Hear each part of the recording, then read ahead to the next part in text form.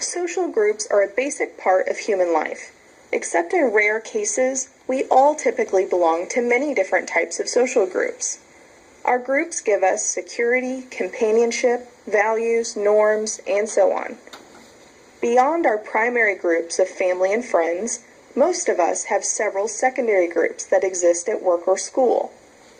With every group we're in, we see different effects, advantages, disadvantages, and consequences. The effects we'll discuss in this lesson are groupthink, social loafing, and social facilitation. A negative consequence that can occur as a result of working in a group is groupthink, which is when a group makes faulty or ineffective decisions for the sake of reaching a consensus. In other words, group members are so focused on avoiding conflict and maintaining harmony that they reach a consensus without even considering alternatives. For example, imagine you're with a group of colleagues and you've decided to have lunch together. One person suggests a Chinese restaurant, and everyone agrees, so you all head to the restaurant together. You don't actually like Chinese food and just agreed to go to avoid conflict. It turns out that no one else likes Chinese food either. They all agreed to go for the same reason you did. Although this is a simple example, there are times that groupthink results in disaster. We'll discuss groupthink more in depth in another lesson. Another negative effect of groups is social loafing, which is the tendency for people to exert less effort to achieve a goal when they are in a group. This goes against the adage that the whole is greater than the sum of its parts. I'm sure you can think about school groups that you've been a part of that demonstrate social loafing. Certain members of the group would sit back and watch while other members did the majority of the work. A well-known study on social loafing involved a simple rope pulling experiment. The participants were asked to pull on a rope, much like you would in a game of tug-of-war. First, the participants tugged on a rope by themselves, and then in a group. The study showed that the participants tended to exert less effort when pulling the rope in a group than when they were asked to pull the rope by themselves. Social loafing is quite common and can be found in many situations. Why?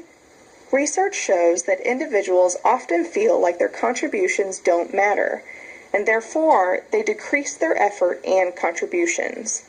Voting in the U.S. is a good example. Most citizens agree that voting is important. However, every year, a very small percentage of Americans participate in voting and elections. One vote can feel insignificant in such a massive population, so people may not think it is worth it to vote. The high number of people that feel this way is one of the reasons voting turnout is so low. Two other common reasons given for social loafing is the sucker effect and the free rider effect. The sucker effect refers to the tendency of people to try and avoid feeling like a sucker by waiting to see how much effort others will put into a group first. These are people who often feel that the other group members will leave them to do all the work. The school group that we discussed earlier is a good example of this. If all the group members try to avoid being the sucker, then each person's effort will be significantly diminished.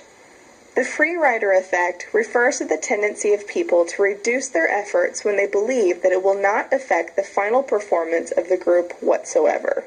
Another well-known social loafing study showed that people tend to clap and cheer much quieter when in a group. The majority of an audience claps loud enough to cover the lack of effort. Fortunately, not all group work leads to social loafing. It is typically absent when the group's task is personally meaningful or challenging, or when the members of the group value each other. A group of close-knit friends who are working together are unlikely to experience social loafing because they wouldn't want to let each other down. Social facilitation is another phenomenon that results from working in groups, but can be positive or negative. It is the tendency of the presence of others to affect how well we perform a task.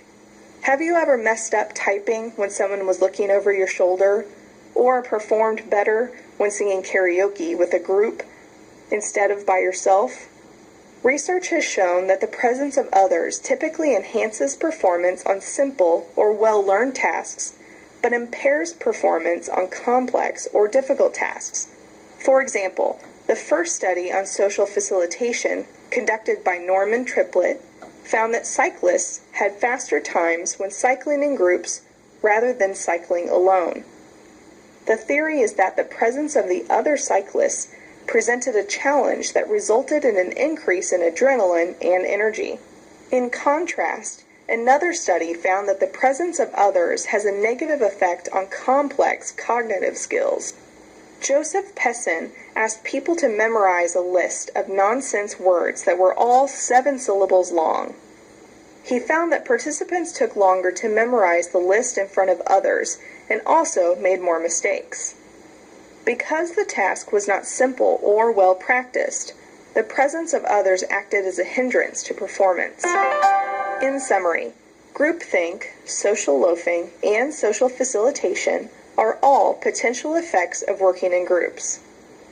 Groupthink is when a group makes faulty or ineffective decisions because they are so focused on avoiding conflict and reaching a consensus. Social loafing is the tendency for people to work less hard when they are in a group. People tend to exert less effort when working with others because they feel that their contributions don't matter, won't help the group, or they're afraid they will be suckered into doing most of the work, so they wait and see what everyone else does. Social facilitation is the tendency for our performance to be affected when other people are present.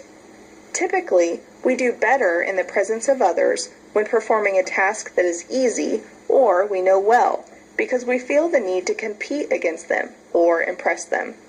On the other hand, we typically do worse when the task is more complex or difficult.